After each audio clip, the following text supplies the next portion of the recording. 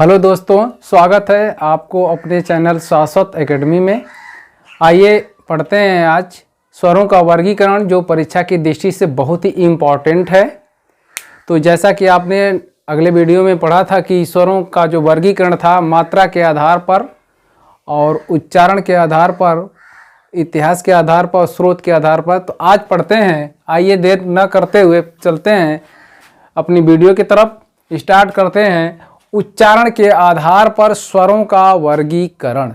आपसे पहला ही प्रश्न बन जाता है कि उच्चारण के आधार पर जो स्वरों का वर्गीकरण है कितने प्रकार से किया जाता है। तो उच्चारण के आधार पर जो स्वरों का वर्गीकरण है, पहला होता है कंठ स्वर, दूसरा तालव्य स्वर, तीसरा ओष्ठ स्वर और चौथा मूर्धन्य स्वर और पांचवा कंठ तालव्य और छठा जो होता है कंठ ओष्ठ।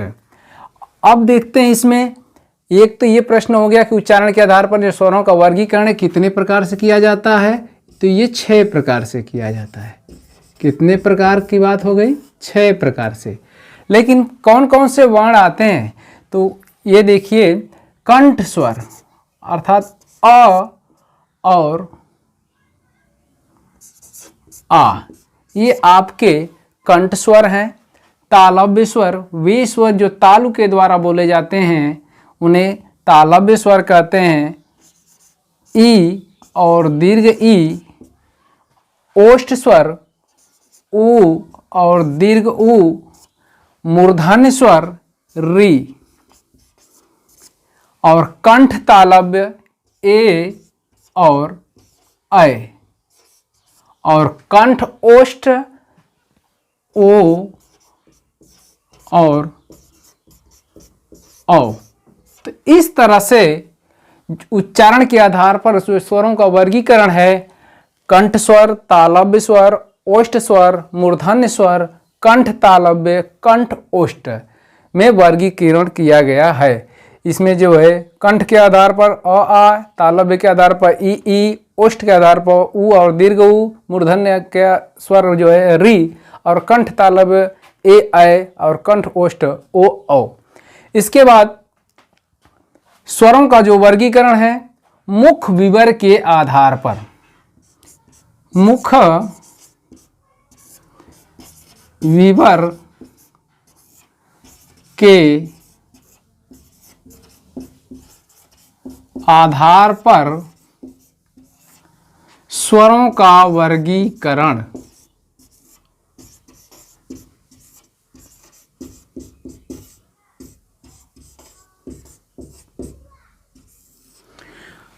मुख विवर के आधार पर स्वरों का वर्गीकरण अगर आपसे पूछा जाए तो मुख विवर के आधार पर जो स्वरों का वर्गीकरण होता है वह इस प्रकार। पहला होता है अर्ध सवृत, अर्ध सवृत और दूसरा जो होता है सवृत अवलिक विवृत। सवृत और विवृत दोनों एक ही वर्ण आते हैं और अर्ध सवृत। तो मुख विवर के आधार पर जो स्वरों का वर्गीकरण होता है वह अर्ध सवृत और सवृत और विवृत। तो अर्ध सवृत में अ, ई, उ, अ, ई, उ और ए और आयो, ए और ओ, ये अर्ध सवृत वर्ण है। अर्थात ये जो 5 वर्ण हैं आपके, ये अर्ध सवृत कहलाते हैं।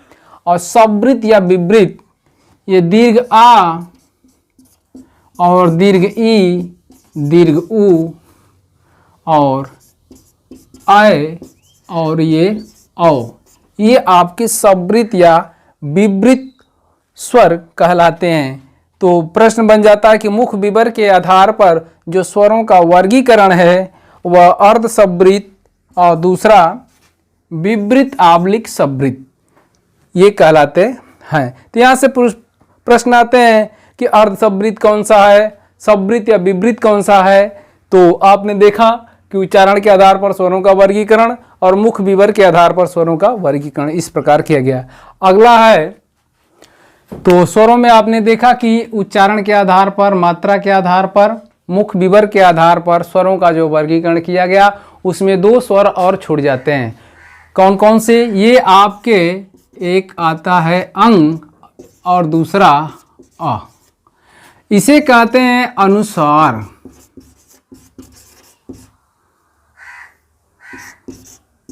और इसे कहते हैं विसर्ग।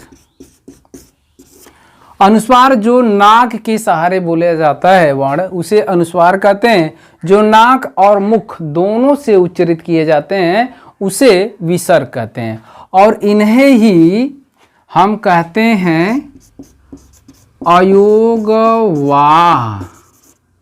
कई बार पूछ चुका है कि अयोगवाह वर्ण कौन कौन से हैं। तो अयोगवाह वर्ण जब भी आपसे पूछा जाए तो अंग और अ, ये 2 ही वर्ण अयोगवाह के अनुसार आते हैं। इसके बाद अ मीन्स होता है नहीं, योग मीन्स होता है जुड़ना,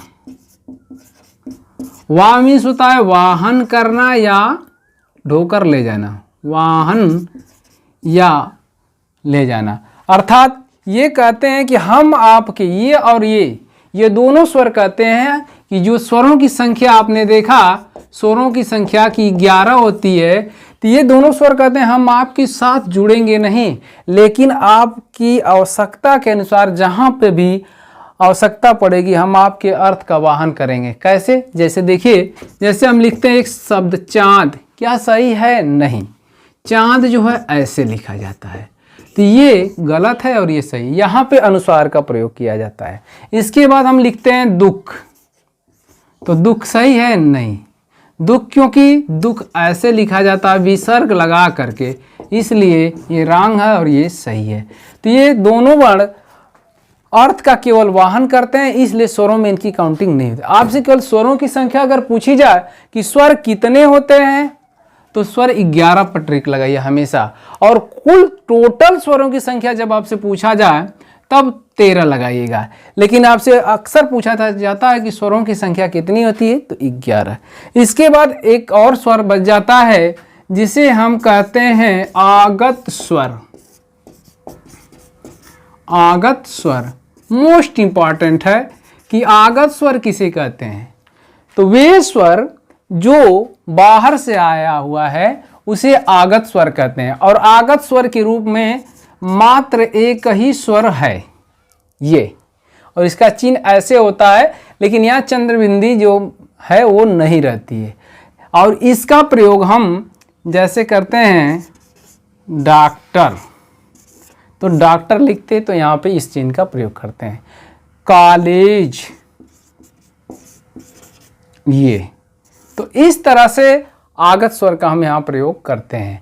तो आपने देखा कि स्वरों का जो वर्गीकरण है यहाँ पे समाप्त होता है। तो बच्चों, आज की वीडियो बस यहीं तक। हमें आशा करते हैं कि आपको यह वीडियो पसंद आया होगा।